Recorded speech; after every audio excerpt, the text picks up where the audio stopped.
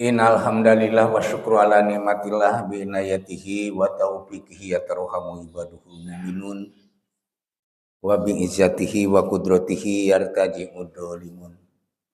Amaruna bi taqwa wa nahana an ittiba'il hawa anjala sakinata fi qulubil mu'minin wal aqibatu lil muttaqin anjalal qur'anal karim hudaw wa nurul lil muttaqin wa basyiril sabirin. Arsala Rasulal Karim rahmatan lil alamin wa asyhadu an la ilaha illallah wahdahu la syarikalah wa asyhadu anna Muhammadan abduhu wa rasuluh.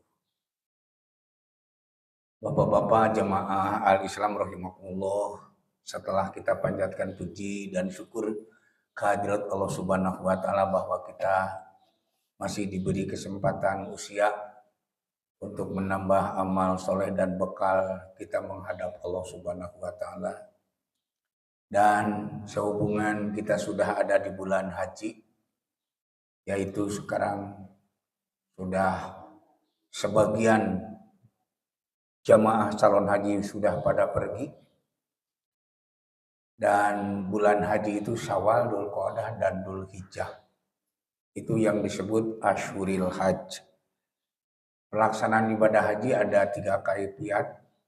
Ada haji ifrad, haji qiron, dan haji tamatu. Bagi orang yang melaksanakan haji ifrad, satu orang yang tinggal di sekitar Mekah, kemudian orang yang datang ke Mekah sebelum bulan haji. Kemudian yang kedua, melaksanakan ibadah haji qiron apabila datang ke Mekah sudah membawa hewan untuk haji atau kurban, seperti yang dilaksanakan oleh Rasulullah SAW dan beberapa orang sahabat saat itu. Kemudian yang ketiga adalah haji tamatu. Tamatu artinya senang-senang, melaksanakan ibadah umroh dulu, lalu dipisah dengan tahallul, kemudian menunggu datangnya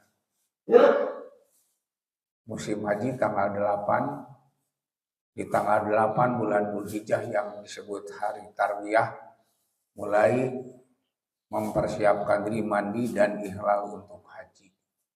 Tanggal 9 disebut hari Arafah, karena semua yang ibadah haji wukuf di Arafah mulai dari duhur sampai terbenam matahari. Bagi orang yang tidak melaksanakan ibadah haji, maka disunatkan untuk saum Arafah, saum 1 hari. Tapi pahalanya disebutkan saumu yaumi Arafah tukaffiru sanataini. Saum Arafah dapat menghapus dosa 2 tahun. Sanatal madiyah wasanatal mustaqbalah, 1 tahun yang lalu dan 1 tahun yang akan datang. Nah, mudah-mudahan bahwa kita juga diberi kemampuan dan insya Allah ingat, kecuali bagi orang yang lupa. Tapi untung apabila baru ingat sudah tengah hari, saumnya tinggal setengah harinya. Kemudian di tanggal 10-nya yang disebut Yaumun Nahar, hari sembelihan. Yaumun Nahar, Yaumut Tasyrik itu termasuk atau ayyamul akli wa surbi wa dibhi. Hari-hari nahar dan atau hari nahar dan hari-hari tasyrik termasuk hari makan, minum, dan hari sembelihan. Jadi bila tidak sempat menyembelih hewan kurban pada tanggal 10, bisa dilakukan pada tanggal 11, 12, dan 13. Nah, berkaitan dengan ibadah kurban ini termasuk ibadah qadimah, ibadah yang sudah lama adanya. Karena sudah ada di zaman Nabi atau sejak zaman Nabi Adam, yaitu kurban Qabil dan Habil. Seperti dinyatakan Allah Subhanahu wa taala dalam surat Al-Maidah ayat 27. A'udzubillahi minasyaitonirrajim. wasnu alaihim naba abnai adam bil haq id qarba qurbanan patukubbila min ahadihima walam yataqabbal minal akhar qala la aqtulanna qala innama yataqabbalullahu minal muttaqin. Watslu alaihim, kalimat watslu diambil dari kalimat tala yatlu tilawah, artinya membaca. Watslu alaihim, dan bacakan olehmu Muhammad alaihim kepada mereka naba abnai adama, berita tentang dua putra Adam bil haqqi, dengan sebenar-benarnya, dengan hak. Di sini tidak disebutkan nama orang per orang, tapi cukup dengan kata-kata ibnai Adam, dua putra Adam. Id korba, sewaktu dua-duanya berkurban, kurbanan dengan kurban masing-masing. Karena kurban yang dilakukan oleh seorang dan yang lainnya berbeda. Diterangkan kurban Kabil itu dengan buah-buahan, karena Kabil sebagai petani. Kemudian yang seorang lagi yaitu Habil kurban dengan hewan karena sebagai peternak. Disebutkan Habil itu karena kurang ikhlas, kurbannya tidak memenuhi syarat. Buah-buahan yang mentah dan yang busuk. Akhirnya lam yutaqabbal, tidak diterima. Sedangkan kurban Habil memilih yang bagus, yang mulus, yang memenuhi syarat. Maka disebutkan patukubbila min ahadihim, diterima pengorbanan yang seorang dari keduanya. Kalau kata yang kurbannya tidak diterima, dia merasa iri dan dendam, akhirnya mengatakan la'ak tulannaka, kuaing cenah paehan sia. Dan bukan hanya kata-kata, tapi akhirnya menjadi kenyataan. Sampai didodohok di tukang dan dikatakan dipukul dengan pepongkolan, ya, dengan sebatang kayu dari belakang, dan akhirnya sampai meninggal dan berlumuran darah. Kemudian dia bingung harus bagaimana dan menyesal karena begitu kalau pembawa setan. Akhirnya kemudian ia di pundaknya, kemudian lari ke sana, lari ke sini, takut lagi, menyesal lagi. Akhirnya dia bingung harus bagaimana saudaranya diperlakukan. Nah, disitulah Allah mengutus dua burung, yaitu yang disebut burung kahak yang berwarna hitam. Kemudian dua burung itu berkelahi, kemudian yang satu mati, kemudian dia mengoreh-ngoreh tanah, dan kemudian ditarik, diseret, kemudian dimasukkan ke lubang yang telah ia perbuat, kemudian ia menutupnya dengan tanah galian tadi. Maka dia belajar, oh saya pun, kata Kabil, melakukan terhadap saudara saya harus seperti itu. Nah, ini terjadi karena kematian yang pertama, penguburan yang pertama dilakukan oleh Kabil terhadap Habil. Maka walaupun dikatakan oleh yang kurbannya diterima, innama yataqabbalullahu minal muttaqin, seakan-akan jangan marah pada saya, karena Allah menerimanya pengorbanan orang-orang yang bertakwa. Karena pada saat itu belum banyak orang dan tidak seperti sekarang. Jadi dicacang dagingnya, dibagikan ke tetangga. Tapi untuk diterima dan tidak diterimanya kurban saat itu dapat diketahui karena kata Nabi Adam, nanti kita simpan kurban masing-masing di atas batu besar. Kemudian kita lihat dari kejauhan. Apabila nanti ada cahaya yang menyambar, nah, untuk membuktikan bahwa kurbannya diterima, kita lihat ke sana. Apabila pengorbanan kalian atau kurban kalian tidak ada, berarti diterima. Tapi apabila yang masih ada, berarti kurbannya tidak diterima. Dan ternyata setelah dilihat bahwa kurban Habilah yang tidak ada, berarti kurban dialah yang diterima. Kemudian kurban Habilah yang masih ada. Jadi patuku bila min ahadihima walam yutaqabbal minal akhar sudah dapat dilihat. Nah ini juga masih ada sebab lain, ya, munculnya sejarah adanya ibadah kurban tersebut. Karena yang lahir dengan Kabil dan Habil itu masing-masing lahir kembar.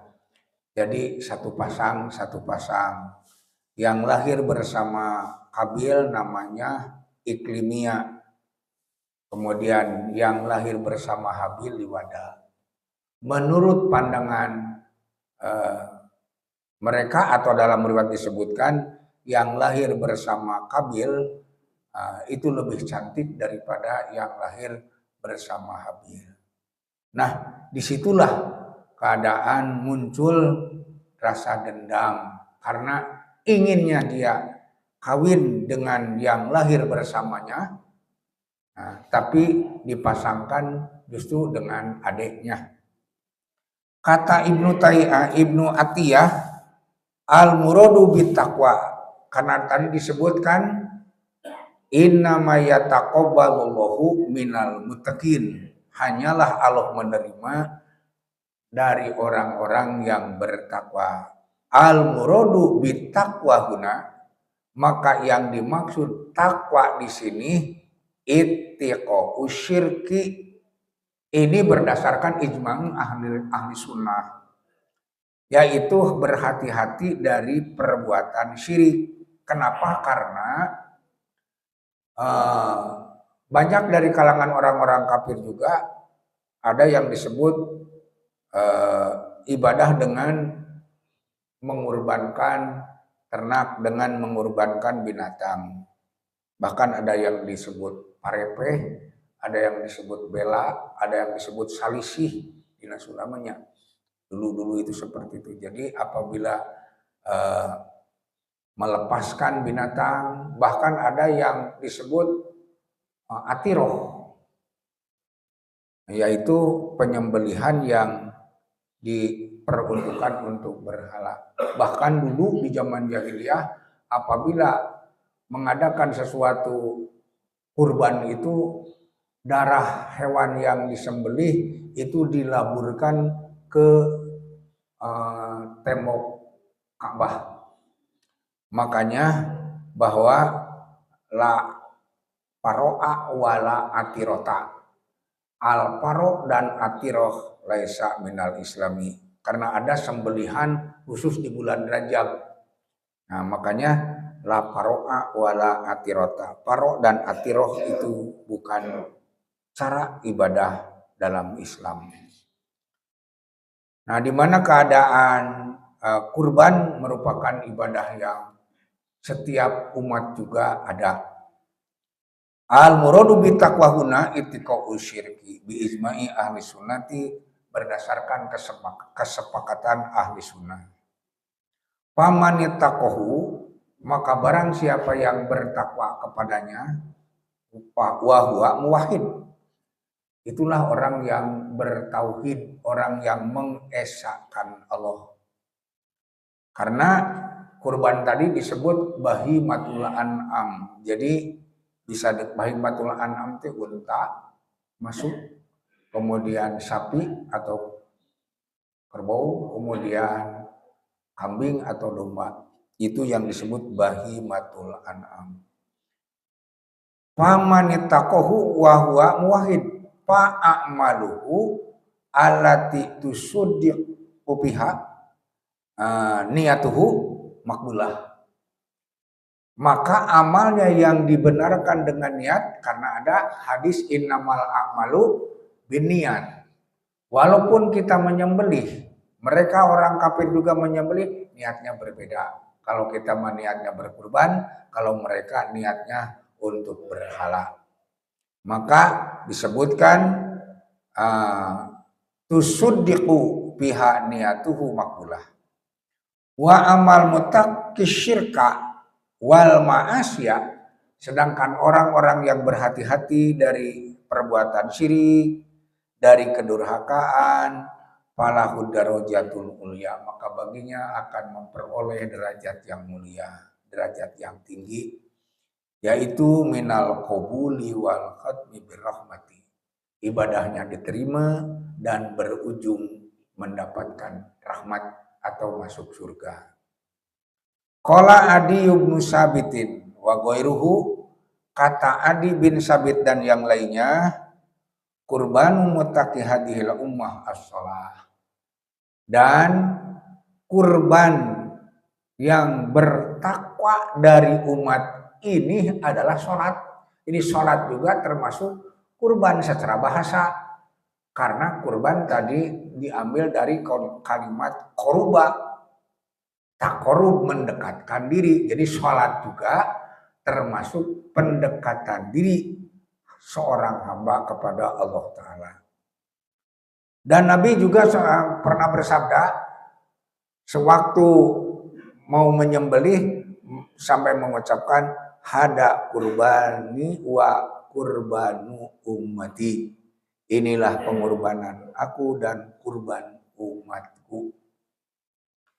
Dan kurban termasuk sunat muakkad, walaupun tidak wajib, tapi ada hadis yang menerangkan man kana lahu sa'atun falam yudohi fala yakrobana musholana. Barang siapa yang punya kemampuan untuk berkurban tapi tidak melaksanakan, jangan dekat-dekat kepada tempat sholatku. Seperti tadi saya sebutkan bahwa setiap umat juga ada ibadah kurban, seperti dinyatakan dalam surat Al-Hajj ayat 34. Walikulli ummatin ja'alna mansakan. Dan bagi tiap umat pun kami jadikan ibadah mansak, nusuk. Makanya kenapa ibadah aja disebut manasik, karena ada nusuk, ada upacara penyembelihan, mansakan. Liyadkur ismallahi, agar mereka pada menyebut asma Allah, bisa dengan talbiyah, labbaik Allahumma labbaik, labbaik la syarika lakal labbaik, innal hamda wan ni'mata laka wal mulk la syarika lak. Di tanggal 10 itu bukan hanya talbiyah, boleh saja walaupun sedang haji bertakbir, Allahu Akbar, Allahu Akbar, la ilaha illallah, Allahu Akbar, Allahu Akbar walillahil hamd. Takbirnya 2 kali. Yang 3 kali itu yang panjang, itu di hadis dari Ali bin Abi Thalib, bisa kita lihat di dalam kitab Al-Muhaddam. Allahu Akbar, Allahu Akbar, Allahu Akbar kabira walhamdulillahi katsira wa subhanallahi bukratan wa asila, la ilaha illallah wahdah wa nasara abdah wa hazamal ahzaba wahdah, jeung saterusna. Ta eta mah leres takbirna 3 kali. Itu dari Ali, sedangkan yang pondok dari Ibnu Umar, Allahu Akbarnya 2 kali. Nah, jadi bisa dua-duanya karena sahih. Jangan dioplos-oplos pondok tapi takbirna 3 kali. Nah, di situ mengenai Adi bin Abi Thalib, yang lainnya mengatakan kurbanu muttaqi hadhil ummah as-shalah, Jadi sholat juga termasuk takurub dan pendekatan diri. Walikuli umatin ja'alna mansakan liyadkuru smallahi ala ma razaqahum mim bahimatil an'am. Walaupun berkurban, boleh dengan macam-macam hewan, boleh dengan unta, boleh dengan sapi, boleh dengan kambing, tapi fa ilahukum ilahu wahid. Tuhan kamu adalah Tuhan yang esa. Jadi bukan seperti yang dilakukan oleh orang jahiliyah. Kalau ini untuk berhala ini untuk berhala yang lainnya. Nah, jadi maka dan disebutkan la yanalallaha luhumuha wala dimauha walaqiyanaluhu taqwa minkum. Tidak akan sampai kepada Allah darahnya, dagingnya, yang akan sampai ketakwaan dari kamu. Ini disebutkan dalam surat Al-Hajj ayat 37. Kadzalika sakhkharaha lakum, demikianlah kami menundukkan hewan itu untuk kamu litukabirullaha, agar kalian mengagungkan Allah. Jadi munding maya awak gede geranya tanaga badak dituntun ku budak leutik nurut we manut nurut.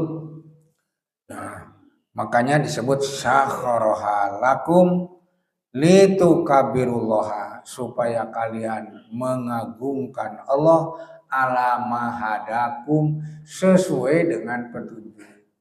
Tadi telah saya terangkan. Wabasyiril muhsinin.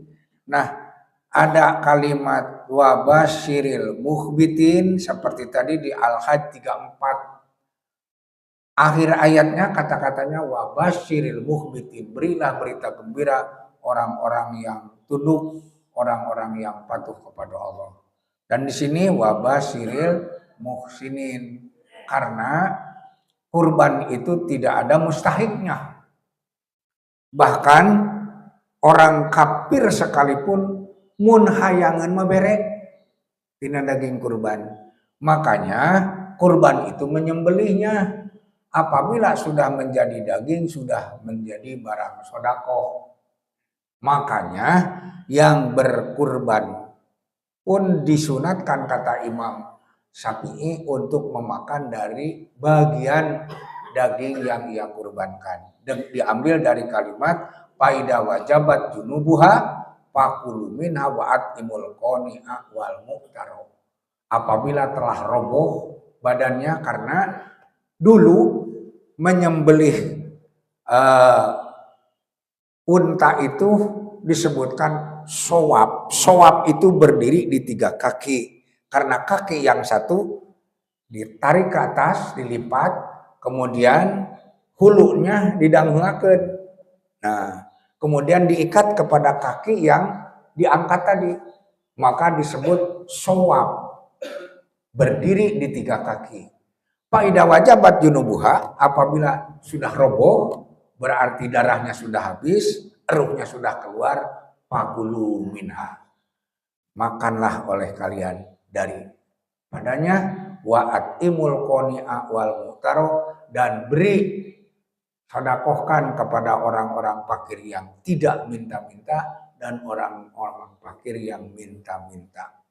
Nah, maka dari situ menunjukkan bahwa kurban itu tidak ada mustahiknya. Silahkan makan karena sudah menjadi barang sedekah. Nah, kemudian diterangkan juga dalam surat Al-Kautsar kan ya. Bismillahirrahmanirrahim. Inna a'toina kal kausar. Fasholli li rabbika wanhar. Nah, di mana di sana sholat dulu baru wanhar, menyembelih kurban. Maka tanggal 10 disebut hari nahar. Karena Nabi pernah melihat ada kambing sudah disembelih sebelum sholat Id. Maka Nabi mengatakan barang siapa yang telah menyembelih sebelum sholat, maksudnya sholat Id, maka harus diganti dengan kambing lain. Waman dabaha ba'da sholati bahwa as-sobas sunnah. Barang siapa yang menyembelihnya sesudah sholat, itulah yang sesuai dengan sunnah. Sementara itu saja Pak. Insya Allah nanti kita masih ada waktu Jumat yang akan datang kita sambung kembali dan mudah-mudahan Allah Subhanahu wa taala memberikan kelebihan rezeki buat kita semua sehingga kita mampu untuk melaksanakannya.